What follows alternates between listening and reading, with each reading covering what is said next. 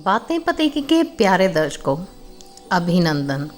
दोस्तों, जैसा कि आप सबको पता ही है कि आज तुलसी विवाह है और हमारे ठाकुर जी भी तुलसी जी के साथ विवाह करने के लिए बहुत ही आतुर हैं, क्योंकि तुलसी जी जवान हो गई हैं। इसके पीछे छोटी सी एक कहानी है। वृंदा नाम की लड़की जालंधर से प्यार करती थी और जालंधर असुर था और बहुत ही शक्तिशाली था।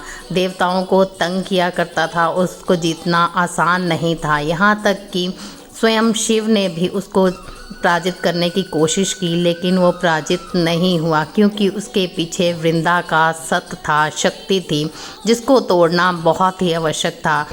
सभी देवताओं द्वारा विनती की गई।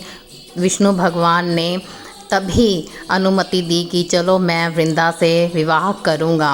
वृंदा उनकी परम भक्त थी। वो जानते थे कि वृंदा को जब इस बात का पता चलेगा तो वो निराश हो जाएगी, लेकिन दुनिया को बचाने के लिए, संसार को बचाने के लिए उनको यह करना ही पड़ा। उन्होंने जालंधर का रूप धारण किया और वृंदा से विवाह कर लिया। जब वृंदा चरण स्पर्श करने लगी तो उसका इतना तप था कि भगवान अपने असली रूप में आ गए और उन्होंने इस बात के लिए क्षमा भी मांगी। वृंदा निराश हो गई कि मैं तो आपकी परम भक्ति, तो आपने ऐसा क्यों किया।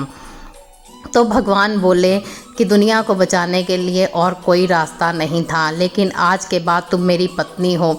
चाहे तुम मुझे अपनाओ या ना अपनाओ, लेकिन मेरे भोग में, मेरी वस्तुओं में और जहाँ जहाँ भी तुम्हारी पूजा होगी मैं वहाँ पे स्वयं उपस्थित होऊंगा। ऐसा वचन देकर भगवान अंतर्ध्यान हो गए। वृंदा समाधि में समा गई और वहाँ से तुलसी जी पौधे के रूप में उत्पन्न हुई। तभी से तुलसी का विवाह शालिग्राम ठाकुर जी से संपन्न करवाया जाता है और जो भी भक्त लोग प्रेम से इस विवाह को करते हैं उनको परम पद की और बहुत ज़्यादा भक्ति की प्राप्ति होती है। सो आप भी इस विवाह में सम्मिलित ज़रूर होइए। अगर आप मंदिर में जा सकते हैं तो मंदिर में जाकर इसका आनंद उठाइए। अगर मंदिर में नहीं जा सकते तो अपने घर में ही ठाकुर जी को सजा धजा कर तुलसी के साथ विवाह रचाइए। ऐसा करने से आपको बहुत ही यज्ञों का फल मिलेगा, क्योंकि भगवान खुश होते हैं कि जो भी उनको प्यार से याद करता है या फिर उनको प्यार करता है। सो आप भी अपने घर में भगवान जी को, तुलसी जी के साथ विवाह करवाइए और परम आनंद की प्राप्ति पाइए। देखिए दोस्तों, ये त्यौहार हमारे लिए खुशियाँ लेकर आते हैं, उत्साह लेकर आते हैं। इनको हमें सेलिब्रेट करना चाहिए। थोड़ी सी चीज़ें दान करने से अगर हमारा आने वाला वक्त संवर जाता है, संभल जाता है, तो इसमें दान करने में कोई बुराई नहीं है। दान अच्छे व्यक्ति को ही करना चाहिए। मतलब हम जब कहते हैं कि जो भी चीज़ें आपने चढ़ाई हैं किसी पंडित या फिर किसी कन्या को ही दान में देनी चाहिए। वो क्यों? क्योंकि आपके द्वारा दिए गए पैसे या चीज़ें व्यर्थ ना हो। ये ना हो कि आपके दिए गए पैसों से अगला शराब पी ले और अपने घर में जाकर कलह क्लेश करे, फिर आपका दान दिया हुआ रद्द हो जाता है। इसीलिए आपको अच्छे व्यक्ति का चुनाव करना है। इसीलिए हम कहते हैं कि पंडित या किसी कन्या को ही दान में चीज़ें दी जानी चाहिए, ताकि वो इनका सदुपयोग कर सकें। तुलसी जी को और ठाकुर जी को दुल्हा दुल्हन के रूप में प्रेम से सजाएं और उनकी आरती उतारें, उनकी बलाएं लें। एक मौली की तार लें, उसमें कुछ रुपए जैसे 10, 20, 50 जो भी आपकी श्रद्धा हो डालकर, चावल के कुछ दाने डालकर इनका गठबंधन करें और एक नारियल लेकर 7 बार इनके ऊपर से घुमाएं। अगर घर में सदस्य ज़्यादा हैं तो नारियल को बीच में रखकर ठाकुर जी को और तुलसी को 7 बार नारियल के इर्द गिर्द घुमाएं और मंत्र उच्चारण करें, ताकि इनके फेरे भी कंप्लीट हो जाएं। बड़ी सरलता से और प्यार से आप जो भी इनको भोग में अर्पण करना चाहते हैं वो वस्तुएं इनको भोग में अर्पण करें, यानी कि उन चीज़ों का इनको भोग लगवाएं। याद रखें कि भोग में आपको तुलसी पत्र ज़रूर डालना है, तभी भगवान भोग स्वीकार करते हैं।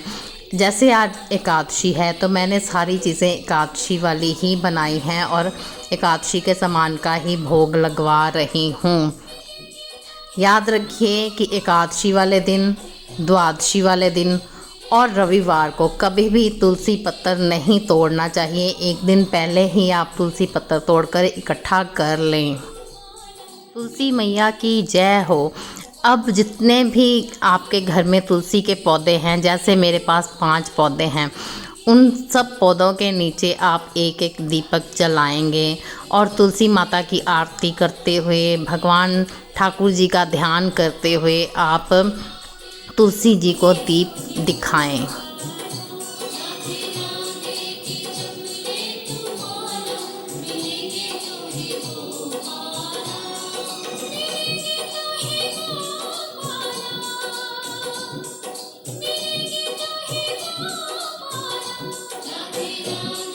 तुलसी विवाह से लेकर पूर्णिमा तक 5 दिन आपको तुलसी जी के पास सुबह शाम या फिर सिर्फ शाम को दिया ज़रूर जलाना है, क्योंकि इन 5 दिनों को एकादशी ही माना जाता है। इसीलिए इन 5 एकादशियों में दिए जलाने का बहुत ही महत्व है।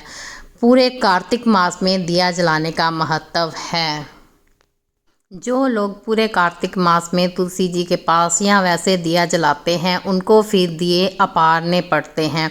वो किसी नदी या तालाब या फिर किसी विशेष मंदिर में जाकर ही अपारे जाते हैं। इसीलिए इन 5 दिनों में तो दिया ज़रूर जलाएं।